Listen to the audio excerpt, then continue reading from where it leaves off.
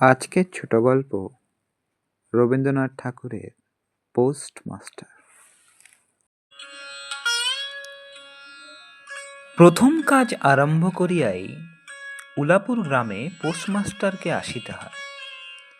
গ্রামটি অতি সামান্য, নিকটে একটি নীলকুঠি আছে।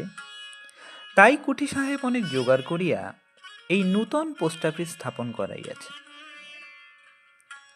আমাদের পোস্টমাস্টার কলিকাতার ছেলে। জলের মাছকে ডাঙায় তুলিলে যেরকম হয়, এই গণ্ডগ্রামের মধ্যে আসিয়া পোস্টমাস্টারেরও সেই দশায় উপস্থিত হইয়াছে। এখানে অন্ধকার আটচালার মধ্যে তাহার অফিস, অদূরে একটি পানাপুকুর এবং তাহার চারিপারে জঙ্গল।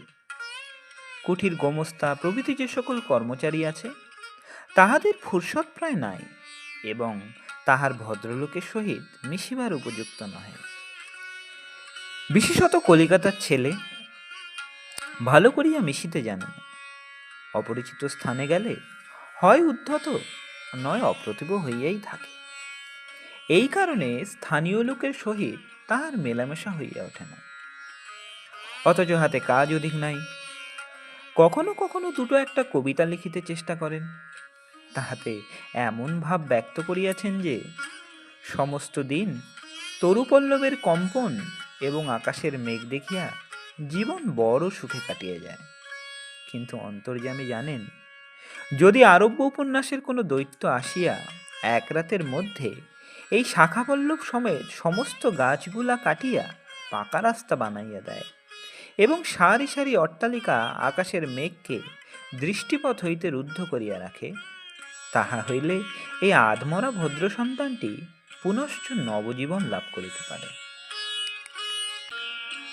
পোস্টমাস্টারের বেতন অতি সামান্য, নিজে রাঁধিয়া খাইতে হয় এবং গ্রামের একটি পিতৃমাতৃহীন অনাথা বালিকা তাহার কাজকর্ম করিয়া দেয়, চারিটি চারিটি খাইতে পায়। মেয়েটির নাম রতন, বয়স 12-13। বিবাহের বিশেষ সম্ভাবনা দেখা যায় না।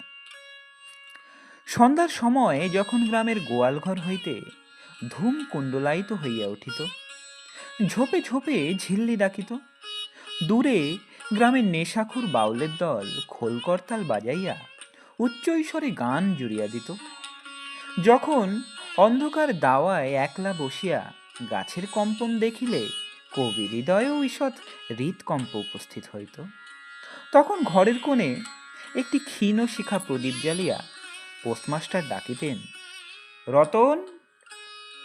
রতন দ্বারে বসিয়া এই ডাকের জন্য অপেক্ষা করিয়া থাকিত, কিন্তু এক ডাকেই ঘরে আসিত না। বলিত, কি দাদা বাবু, কেন ডাকছো? তুই কি করছিস? এখনই চুলো ধরাতে যেতে হবে হেসেলে। তোর হেসেলের কাজ পরে হবে, এখন একবার তামাকটা সেজে দিত। অনতি বিলম্বে দুটি গাল ফুলাইয়া কলিকায় ফুঁ দিতে দিতে রতনের প্রবেশ। হাত হইতে কলিকাটা লইয়া পোস্টমাস্টার ফস করিয়া জিজ্ঞাসা করেন, আচ্ছা রতন, তোর মাকে মনে পড়ে? সে অনেক কথা, কতক মনে পড়ে, কতক পড়ে না। মায়ের চেয়ে বাপ তাহাকে বেশি ভালোবাসিত। বাপকে অল্প অল্প মনে আছে। পরিশ্রম করিয়া বাপ সন্ধেবেলায় ঘরে ফিরিয়া আসিত। তাহারই মধ্যে দৈবাত দুটি একটি সন্ধ্যা তাহার মনে পরিষ্কার ছবির মতো অঙ্কিত আছে। এই কথা হইতে হইতে ক্রমে রতন পোস্টমাস্টারের পায়ের কাছে মাটির উপর বসিয়া পড়িত। মনে পড়িত তাহার একটি ছোট ভাই ছিল। বহু পূর্বেকার বর্ষার দিনে একদিন একটা ডোবার ধারে দুইজনে মিলিয়া গাছের ভাঙা ডালকে ছিপ করিয়া মিছামিছি মাছ ধরা খেলা করিয়াছিল। অনেক গুরুতর ঘটনার চেয়ে সেই কথাটাই তাহার মনে বেশি উদয় হইত। এইরূপ কথা প্রসঙ্গে মাঝে মাঝে বেশি রাত হইয়া যাইত। তখন আলস্যক্রমে পোস্টমাস্টারের আর রাঁধিতে ইচ্ছা করিত না। সকালের বাসি ব্যঞ্জন থাকিত এবং রতন তাড়াতাড়ি উনুন ধরাইয়া খান কয়েক রুটি সেঁকিয়া আনিত। তাহাতেই উভয়ে রাত্রের আহার চলিয়া যাইত। এক একদিন সন্ধেবেলায় সেই বৃহৎ আটচালার কোণে আপিসের কাঠের চৌকির উপর বসিয়া পোস্টমাস্টারও নিজের ঘরের কথা পাড়িতেন, ছোট ভাই, মা এবং দিদির কথা। প্রবাসে একলা ঘরে বসিয়া যাহাদের জন্য হৃদয় ব্যথিত হইয়া উঠিত, তাহাদের কথা। যে সকল কথা সর্বদাই মনে উদয় হয়, অথচ নীলকুঠির গোমস্তাদের কাছে যাহা কোনো মতেই উত্থাপন করা যায় না, সেই কথা একটি অশিক্ষিতা ক্ষুদ্র বালিকাকে বলিয়া যাইতেন, কিছু মাত্র অসঙ্গত মনে হইত না। অবশেষে এমন হইল, বালিকা কথোপকথন কালে তাহার ঘরের লোকদিগকে মা, দিদি, দাদা বলিয়া চিরপরিচিতের ন্যায় উল্লেখ করিত। এমনকি তাহার ক্ষুদ্র হৃদয়পটে বালিকা তাহাদের কাল্পনিক মূর্তিও চিত্রিত করিয়া লইয়াছিল। একদিন বর্ষাকালে মেঘমুক্ত দ্বিপ্রহরে ঈষৎ তপ্ত সুকোমল বাতাস দিতেছিল।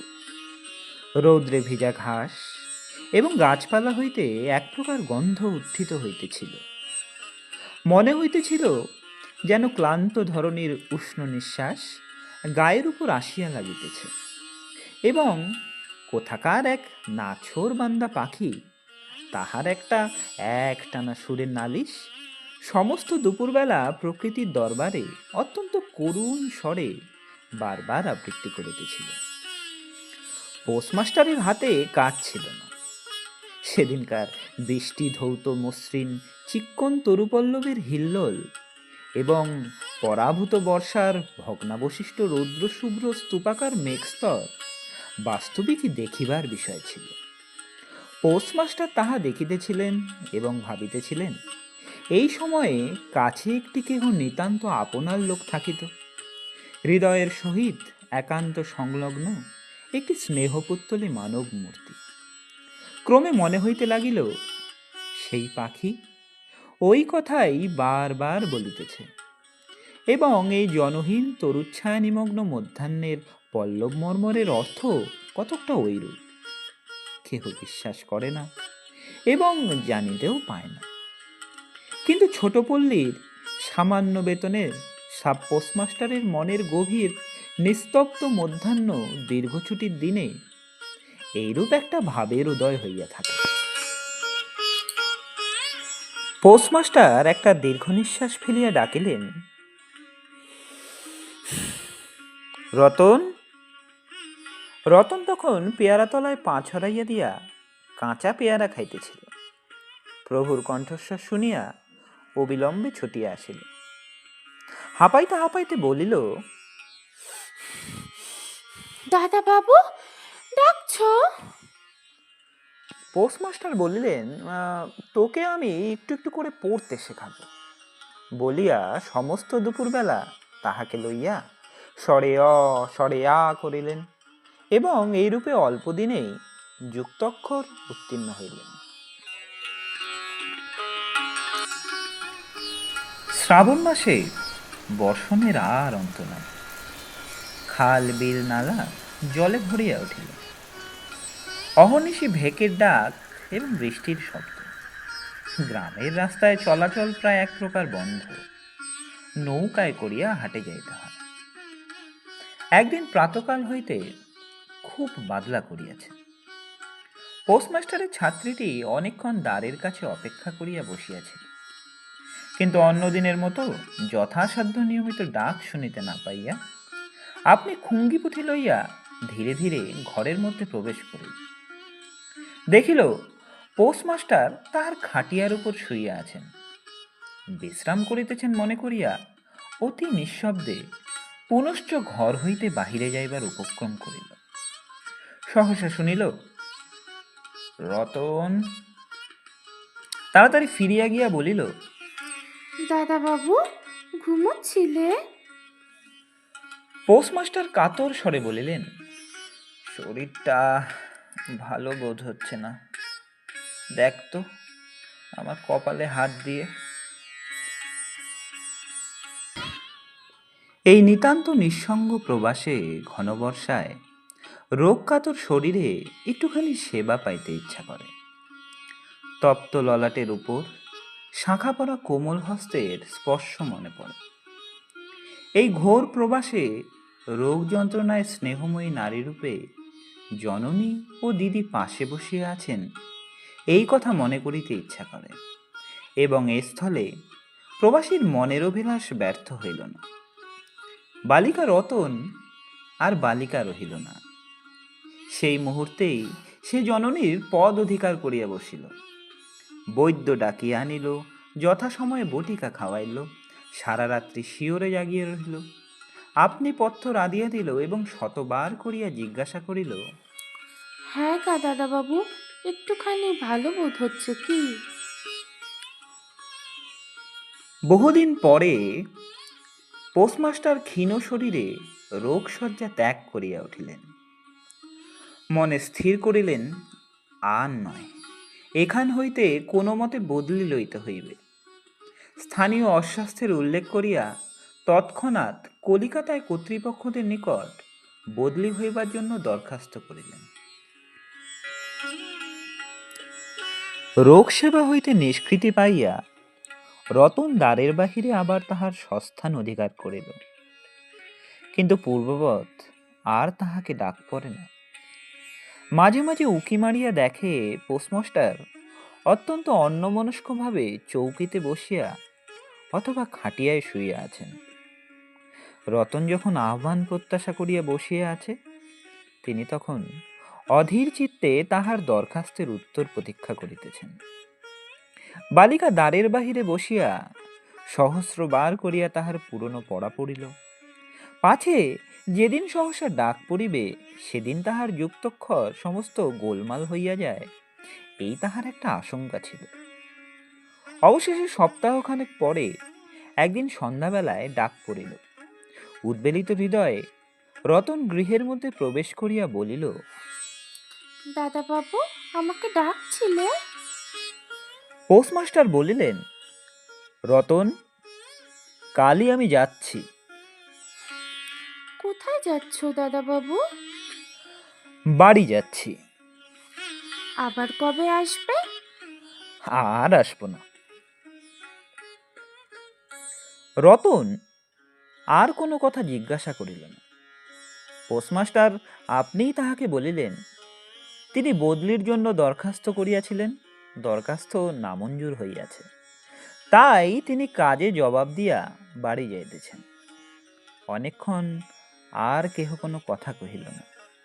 মিটমিট করিয়া প্রদীপ জ্বলিতে লাগিল এবং এক স্থানে ঘরের জীর্ণ চাল ভেদ করিয়া একটি মাটির সরার উপরে টপ টপ করিয়া বৃষ্টির জল পড়িতে লাগিল।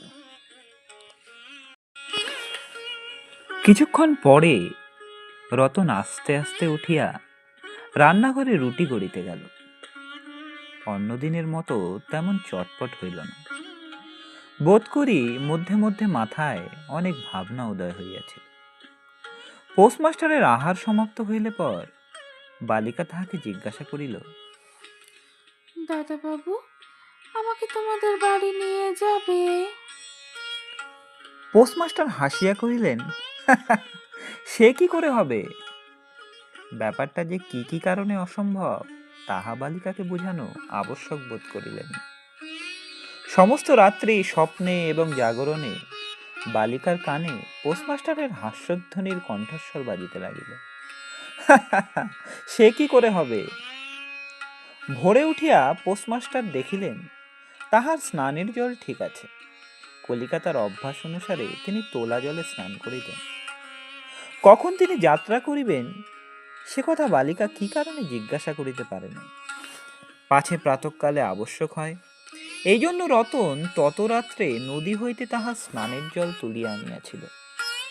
স্নান সমাপন হইলে রতনের ডাক পড়িল। রতন নিঃশব্দে গৃহে প্রবেশ করিল এবং আদেশ প্রতীক্ষায় একবার নীরবে প্রভুর মুখের দিকে চাহিল। প্রভু কহিলেন, রতন, আমার জায়গায় যে লোকটি আসবেন তাকে আমি বলে দিয়ে যাব।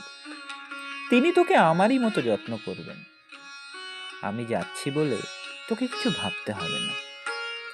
এই কথাগুলো যে অত্যন্ত স্নেহগর্ভ এবং দয়ার্দ্র হৃদয় হইতে উত্থিত সে বিষয়ে কোনো সন্দেহ নাই, কিন্তু নারী হৃদয় কে বুঝিবে?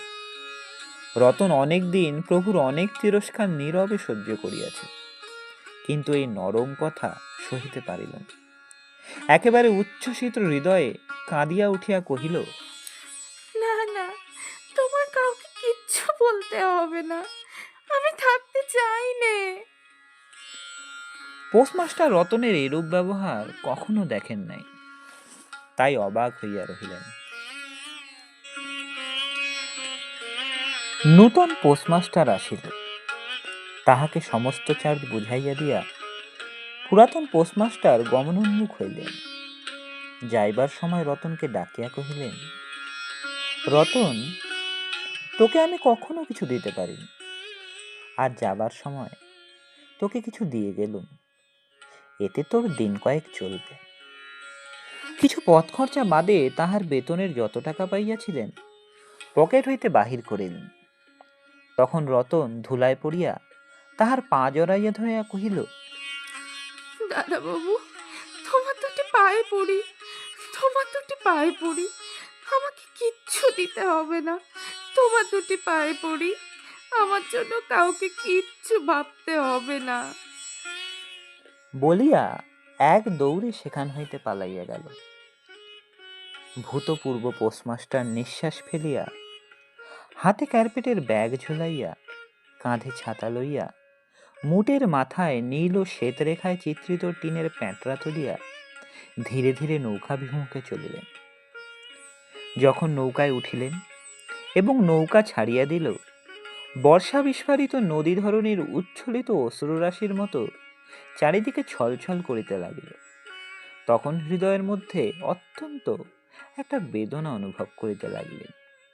একটি সামান্য গ্রাম্য বালিকার করুণ মুখচ্ছবি যেন এক বিশ্বব্যাপী বৃহৎ অব্যক্ত মর্ম ব্যথা প্রকাশ করিতে লাগিল। একবার নিতান্ত ইচ্ছা হইল ফিরিয়া যাই, জগতের ক্রোর বিচ্যুত সেই অনাথিনীকে সঙ্গে করিয়া লইয়া আসে। কিন্তু তখন পালে বাতাস পাইয়াছে, বর্ষা স্রোত খরতর বেগে বহিতেছে, গ্রাম অতিক্রম করিয়া নদীকূলের শ্মশান দেখা দিয়াছে, এবং নদী প্রবাহে ভাসমান পথিকের উদাস হৃদয়ে এই তত্ত্বের উদয় হইল, জীবনে এমন কত বিচ্ছেদ, কত মৃত্যু আছে, ফিরিয়া ফল কি? পৃথিবীতে কে কাহার? কিন্তু রতনের মনে কোনো তত্ত্বের উদয় হইল না। সেই পোস্ট অফিস গৃহের চারিদিকে কেবল অশ্রুজলে ভাসিয়া ঘুরিয়া ঘুরিয়া বেড়াইতেছিল। বোধ করি তাহার মনে ক্ষীণ আশা জাগিতেছিল, দাদাবাবু যদি ফিরিয়া আসে। সেই বন্ধনে পড়িয়া কিছুতেই দূরে যাইতে পারিতেছিল না। হায় বুদ্ধিহীন মানব হৃদয়, ভ্রান্তি কিছুতেই ঘোচে না। যুক্তিশাস্ত্রের বিধান বহু বিলম্বে মাথায় প্রবেশ করে। প্রবল প্রমাণকেও অবিশ্বাস করিয়া মিথ্যা আশাকে দুই বাহু পাশে বাঁধিয়া বুকের ভিতরে প্রাণপণে জড়াইয়া ধরা যায়। অবশেষে একদিন সমস্ত নাড়ি কাটিয়া হৃদয়ের রক্ত শুষিয়া সে পলায়ন করে। তখন চেতনা হয় এবং দ্বিতীয় ভ্রান্তিপ্রাসে পড়িবার জন্য চিত্ত ব্যাকুল হইয়া ওঠে।